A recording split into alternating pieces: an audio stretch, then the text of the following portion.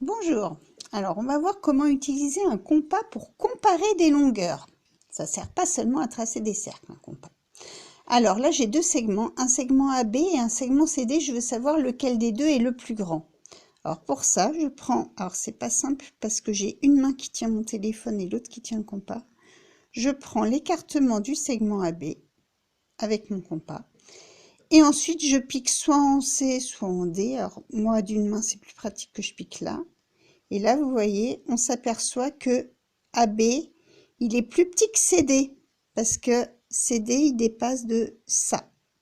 Donc le segment AB est plus petit que CD. Pas besoin de règle, juste un compas. On fait pareil avec EF et GH.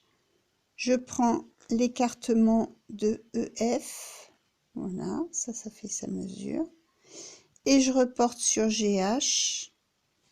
Et là, je m'aperçois que EF, il est plus grand que GH, puisqu'il dépasse. Donc celui-là, il est plus grand que celui-ci. Ensuite, on peut aussi trouver des segments égaux au segment AB. Alors, j'ai toujours mon segment AB. Je vais reprendre l'écartement de compas. Ah, c'est dur.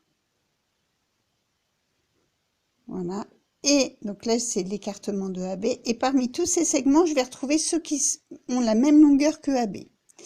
Alors celui-là, par exemple, il est plus grand que AB, il dépasse. Celui-là, il a la même longueur que AB, donc ça, c'est un segment de même longueur que AB. Celui-là, pareil, il a la même longueur que AB. Celui-là, non, il est plus grand. Vous voyez, il dépasse. Celui-ci, il est plus grand, il dépasse aussi. Et celui-là, il a la même longueur. Ça va plus vite que prendre sa règle et tout mesurer, hein. Dernière petite chose à savoir faire, reporter des longueurs. Alors là, j'ai un segment MN. Je prends son écartement. Et alors, on peut s'amuser à reporter plusieurs fois la même longueur. Alors, je ne sais pas pourquoi j'ai réécrit M là. Je pique au point M. Ah, alors là, attention, tour de passe-passe. Et voilà, je reporte une fois la longueur. Et puis, je peux la reporter plusieurs fois. Si je veux un segment qui fait 3 fois la longueur de MN, là, ça fait une fois. Après, je pique ici 2 fois. Je pique ici